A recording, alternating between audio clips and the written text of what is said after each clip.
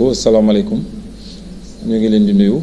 ñu ngi leen di ziare bu baax di am mbégte ak kontaan vraiment di leen jaajëfal di leen baalu ak aussi parce que ñun ñëpp xam nañ ni jamono dafa xat donc koo woo rek jël presque 30 minutes ci waxtu yi mu war a liggéey rek amee nga ko ak kon ñu ngi leen di baalu ak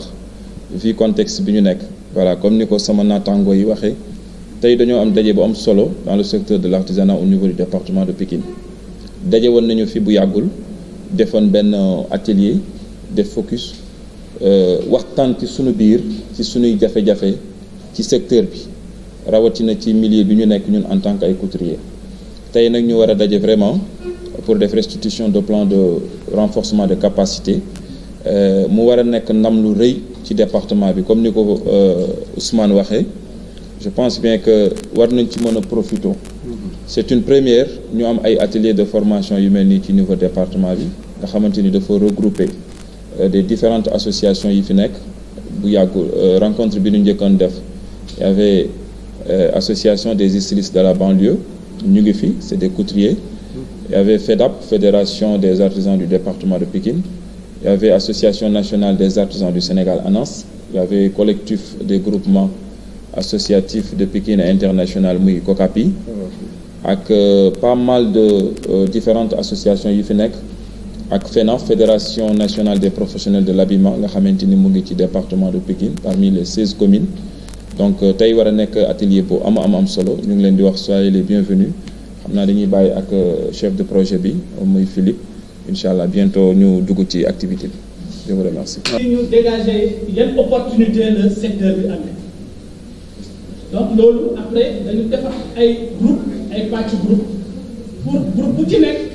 mu doxee xalaatam ci benn thématique maanaam ci thématique menace ci thématique faiblesse du secteur de l'artisanat et de la couture mais mu aussi sur les aspects des opportunités yi nga xamante ne secteur bi amee na après dajewaat ngeen def restitution maanaam jébbalaat li nga xamante ne moom la groupe yi def ngeen jox ko loolu nag ci tënk damay résumer rek ci wàllu menace yi li nga xamante ni jàppoon nañ ni war na mën a indi gàllankoor seen liggéey wax nañu concurrence bi nga xamante ni produits chinois yi ñu ngi importer si dugg si Sénégal donc tax na ba seen liggéey daanaka nu mu daan doxee wutul noonu ñaareel bi aussi wax nañ ni léeg-léeg nga gis xale bu ndaw boo xamante ni apprenti la woon mais mbokkalagul mais ñu jël ko ber ko jox ko ay bindukaay di liggéey donc ñooñu seen aussi bokk na ci li nga xamante ni nekkoon na menace bi nga xamante ni identifié ngeen beneen bu ñu jàllee ci wàllu faiblesse yi maanaam li nga xamante ni mooy jafe-jafe yi nga xamante ni moom ngeen di jànkonteel waxoon nañ ni fii Pikine amutoon salon d'exposition boo xamante ni wala foire boo xamante ni artisans yi mën nañu defar lu rafet ñu exposé ko nit ñi di ko gi wala ay foire internationale loolu amuloon ci secteur beneen bi aussi ñu seetlu ni li nga xamante ni moo jëm ci wàllum formalisation unité économique couturier yu ci ëpp daanaka amuñu këyit boo xamante ni tey jii pour ñu mën a bénéficier par exemple ci marché état ak yooyu amuñu këyit yu wóor yu leer yoo xamante ni formalisé wu nañu Ousmane bind na ko sànq ci wax ji mais ba tey ñu seetlu ni donte loolu sax am na ci secteur bi mais am na ay opportunités yoo xamante ni tey jii bu ñu doon wax waxu ñaw sénégalais kenn du ko jàngal ñoom parce que am na ñu expertise boobu beneen bi mooy aussi bu ñu doon soxla matières yi nga xamante ni moom la ñuy liggéeyee am ko fii ci Sénégal fii Ndakaaru jafewu la donc loolu mu doon aussi des aspects sur lesquels waxoon nañ ko am na yeneen yi nga xamante ni wax ngeen affaire CMU maanaam couverture maladie universelle pension de retraite yooyu yëpp mais dama dëgg rek pour xamal leen ni damay fàttaliwaat li nga xamante ni moom lañ fi bàyyi lañ fi waxtaanee woon balaa ñuy jàll ci li nga xamante ni moom la ñu leen di présenter muy plan de renforcement des capacités merci. Donc ci plan de renforcement des capacités bi dañ ko scinder en 3 parties dañ commencer d'abord ci li nga xamante ni moom la nit ñi doon wax ci aspect yi ci voilà ci problème identifié merci beaucoup donc faible pourcentage des unités économiques formalisées ñu ne lan lañ ci mën a def ñu ne nañu fexe ba yokk unité économique yi maanaam atelier yi nga xamante ni amaguñu këyit ñu ko bëgg ñu yokk ko maanaam ñu formaliser pour mën a jot ci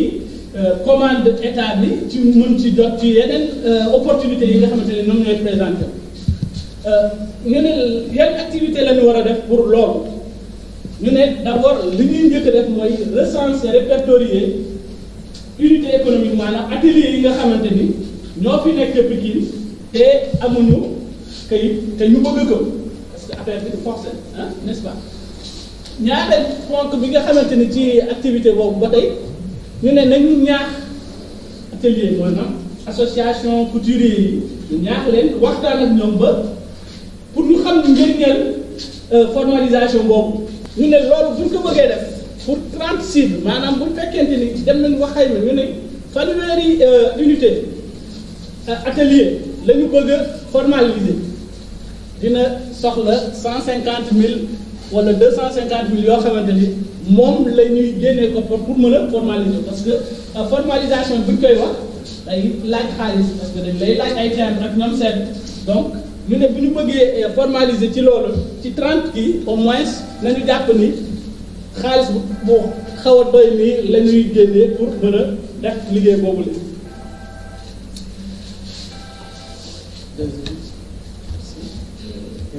Oui. Est-ce que vous faites par action comme ça on discute comme ça peut-être il ne faut pas oublier quoi. bien sûr ñoom amuñu support. support waaw ndax lii da ngeen di jóg ngir ñëw jëmmal artisan yi parce que artisan yi dañ koo soxla parce que Covid bi jàpp na leen ba ñu ci baree bari ñi nga xam ne man dama leen di jiite ñu ci baree bari seen place dafa tëj ñii dañoo mujj dellu si seen dëkk ba dem di bay kon lii bu ñëwee nit ba ñu mën a am kayit yooyu mën a dem toog ak ministre des artisans lii lu baax la ñoo leen ci sant di leen gërëm parce que ñun secteur artisan rek moom moo ñu ñor suñu waxantee dëgg ñun secteur artisan kese moo ñu ñor ku laajal Ibrahima ma leen ndax formation bu nekk état bi moom ñu koy defal man ak Ibrahima ma leen ak sama jigéen bi waaye lii maa ngi leen ci jaajëfal te di leen wax rek lépp lu ñu fi wax rek nañ ko fexee jëmmal parce que lu ci bare bari dañuy ñëw ñu daal di def benn réunion bu ndaw rek bu ñu paree après kenn ku nekk dem mais damaa bëgg mu am suivi tamit parce que ay kilifa suñu bàyyee seen yitte dox 2 mètres rek xamal ne lañ ñëw ñor na leen bu lii weesoo rek nañ liñ fi waxante nañ ko respecté rek incha allahu rabbi maa ngi leen di jaajëfal. ci gën a am importance mooy formalisation bi dafay difficile parce que ñun ñi ñëpp ay porteurs de voix lañu mais dañuy wax ci panel yi bay bëgg a dee pour nit ñi mën a dem formaliser wu. da ngay mujj yow sax soo moytu da ngay comme ni ko Bira waxee si c'est possible da ngay mën a jël dossier yi dem defal ko mais ñoom duñ ko nomb léegi nag ñi doon xalaat xëy na peut-être d'une autre façon bu fekkee mën nañ leen a dajaleel dossier yi sélectionné ko.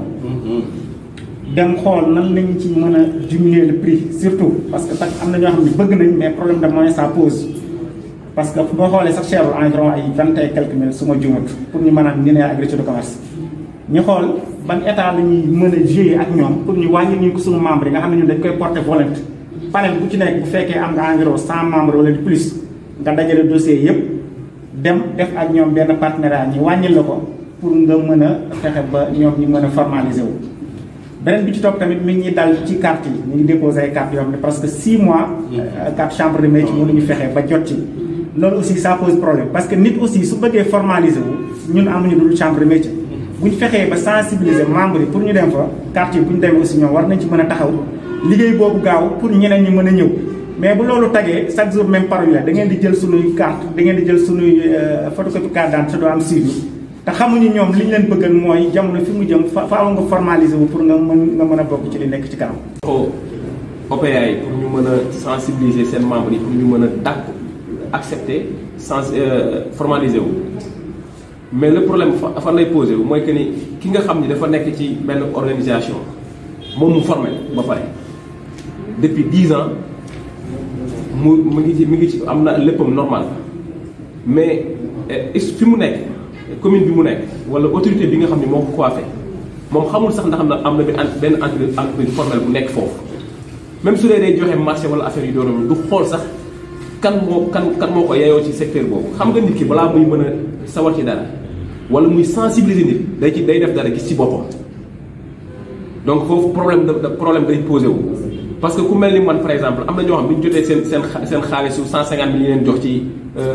fonds Covid ci subvention Covid bi dañ la woo c'est des ñu sérieux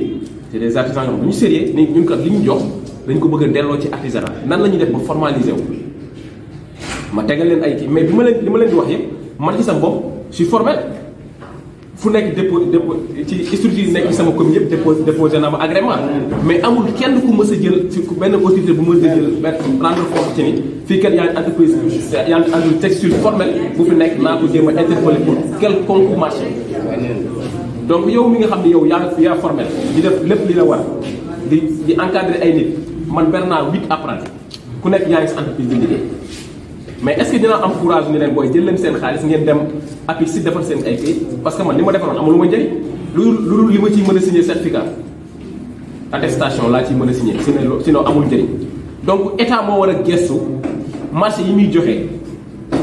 commune on dirait que mairie si bokkul seen compétence transférée affaire artisanat dëgg la loolu loi la kenn mënu koo bañ. mais li nga xamante ni commune bi da koy joxe am na droit ni na des ci sama commune nañ xool les entreprises yi nga xam dañu formel ñu mën a signé ñoom benn partenariat lu ñuy liggéey ci wàllu bulu école yeeg yu demee noonu ñu liggéey ko ak ñoom drap hôpital yeeg nangam ñu liggéey ci ak ñoom su ko defee kooku mais dina mën a am courage encourager keneen mais da ngay wax taxaw wax nit man mun la yow li nga def loo ci jëlee yow. déggee ñu expliqué ko c'est bien beau parce que formel moom dafa baax ci loo mënti gis. mais tamit man li ma xamul li ma xaw a réere mbir ci affaire yi mooy damay dégg ngeen naan couturières yi ak tailleur yi te fii sunu kuréel yi ñu yor métier yëpp la am man coiffeuse la kon tey dama ñëw ci noowu coiffeuse am na association bu ñu yor boo xam ne daa am tailleur am couturière am coiffeuse ñu bokkaat ci kuréel boo xam ne yor na koo xam ne menuisier métallique la menuisier bois menuisier arminium lu ne te man déjà financement yi li ma ciy dégg yëpp mooy couturière bi ak tailleur bi léegi ñuy laaj ba xam ñun tamit après foofu fan lañ war a casé wu daal parce que réunion bu mënti am ñun dañuy teew mais au plus tard bu ñu demee loolu rek la ñuy dégg moo tax ma ne woon tey bu ma ñëwee moom loolu dinaa ko laaj ba xam ne muy demee te ñun am na ñoo xam ne formel na waaw ah fekkuma fi noonu waaw fekkuma fi waaw soxna si tey ci débat bi wax nañ ko dafa amoon ay enquêtes yu amoon fii mais ci enquêtes yi li gën a li génn mooy couturier yi ñoom ñoo nekk ci kaw naam ñi ci des ñu ngi fi moo tax ñu ne dañuy jëkk jukki couturier yi échanger ak ñoom ci seen plan de renforcement dooru jublu ci ñi ci des donc tey couturier yi ñoo aaye xëy na suba wala ginnaaw suba yéen ñu nekk ci salon de coiffure yi ngeen aaye mais li am solo daal mooy approche bu yaatu la bàyyiwul kenn ndax approche artisanale la donc képp ku nekk ci biir rek yaa ngi ci mais day baax nag ci biir affaire bi ñu yaatu bi kuréel bu nekk ñu lay jël de manière spécifique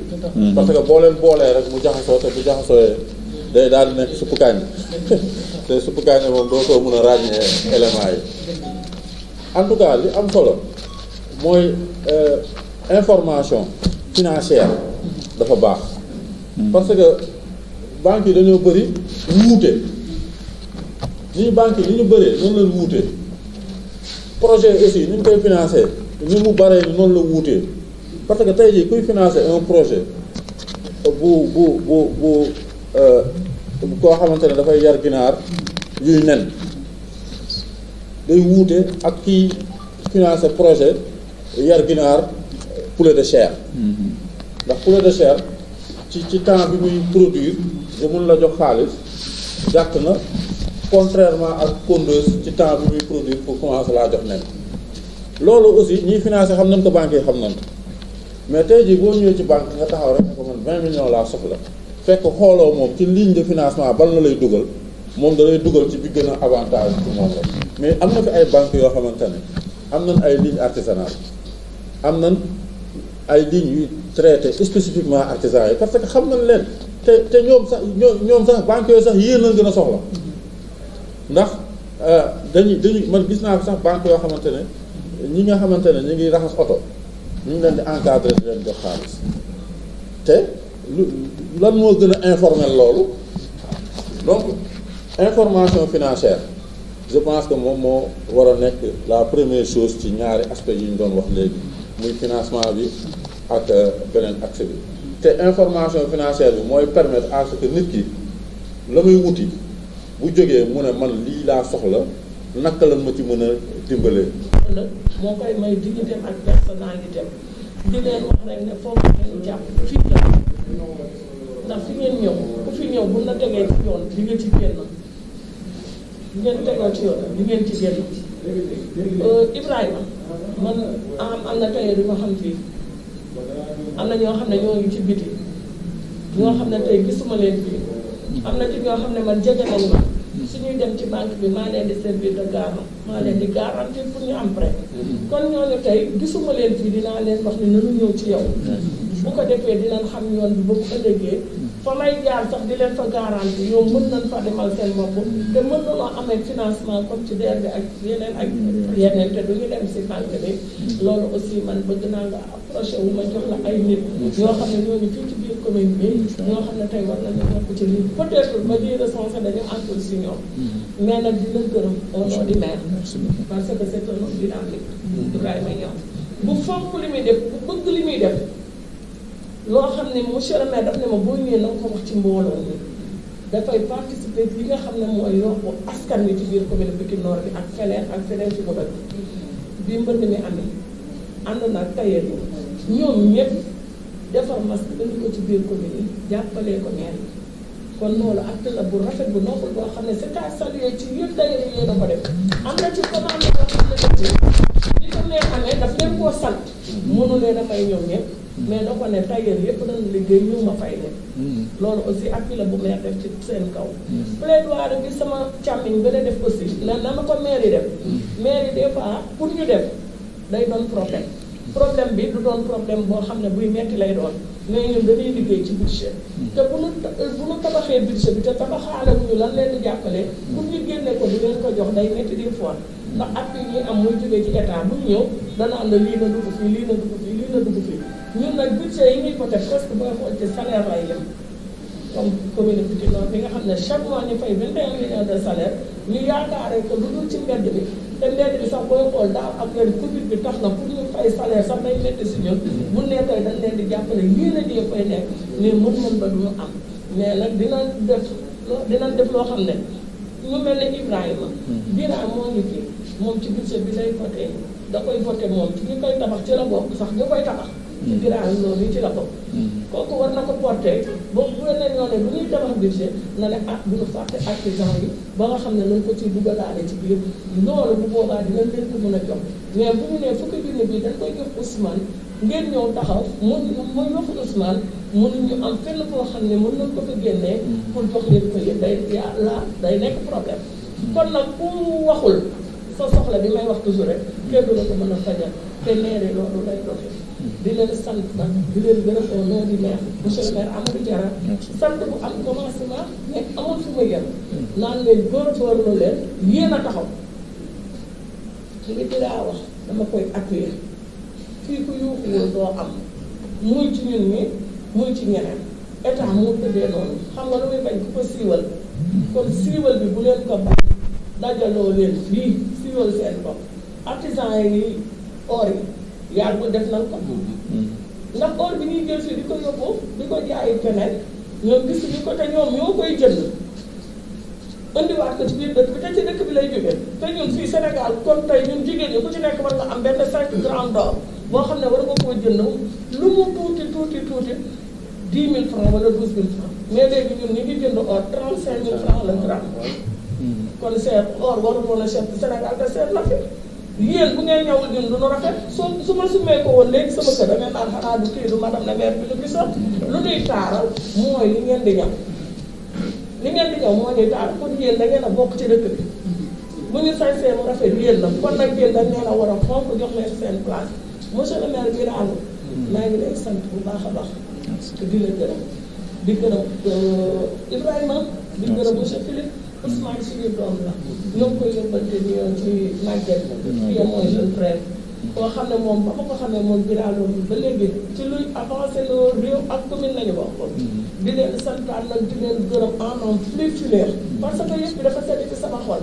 ndax toujours nit ñi dañu xamoon il faut que nit ñi ñu leen di xamal te ngeen nangu nag ñu xamal leen bu ngeen génnee jëfee ko waaye rek pour ñoo ngi formé wu waaye man nangu maa génnee sama alal man rek naa am keneen ki amoon na dem rampe ji déedéet ñu ñëpp amandoo day defandoo wasalaam. jërëjëf merci beaucoup tout récemment daje nañu def benn rencontre bu am solo def benn focus de groupe avec les différentes associations ci wàllu le secteur de l'artisanat ñu identifier vraiment pas mal de problèmes pas mal de jafe-jafe yu nga xamante ni keroog ci atelier yi mën naa wax ni génn na fa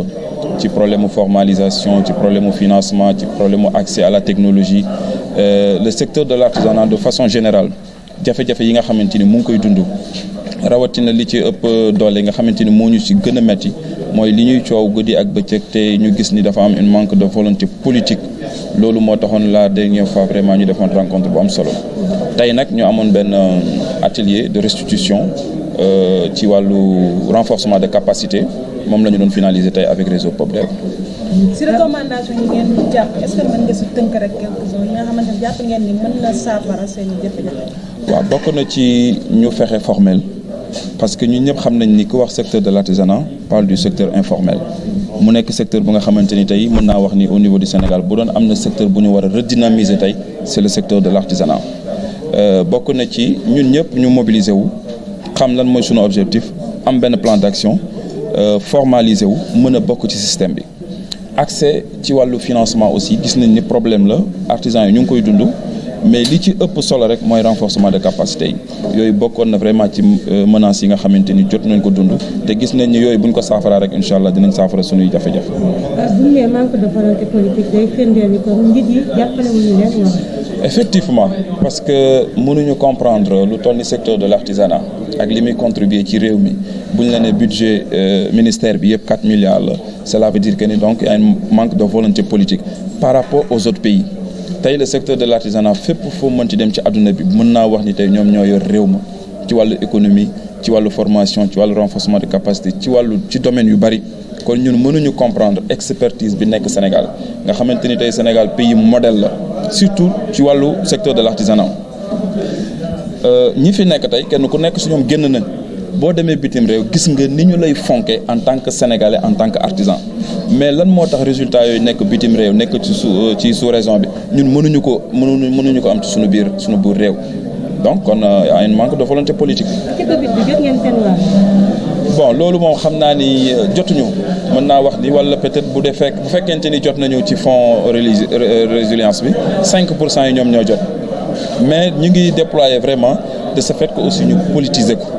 ndax fonds bu nga xamante ni dañ ko destiné ci artisans yi liñ ciy njëkk a ñaawlu sax mooy initiative bi Banque mondiale moo ko njëkk a commencé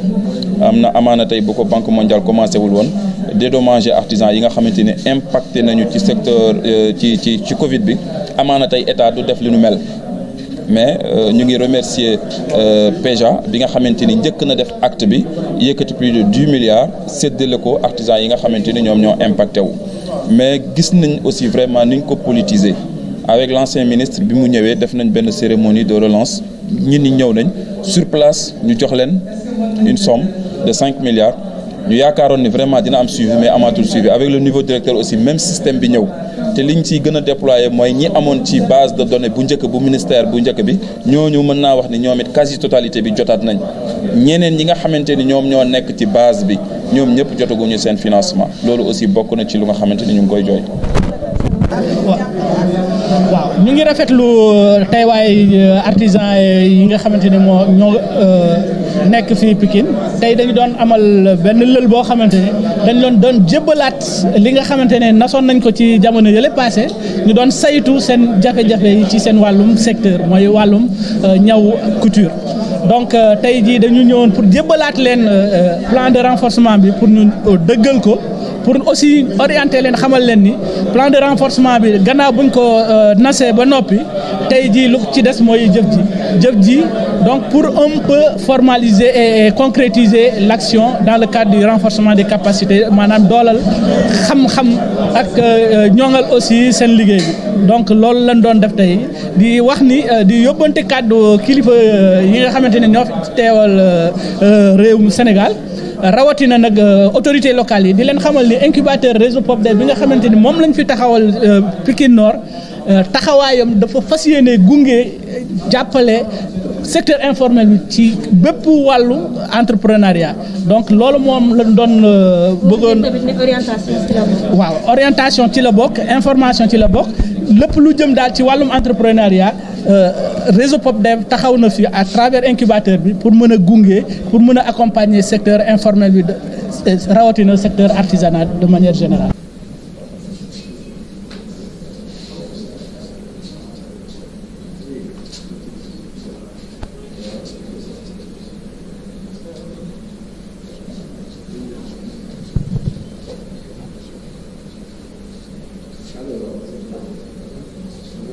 Amiin yaa rabbal aalamiin.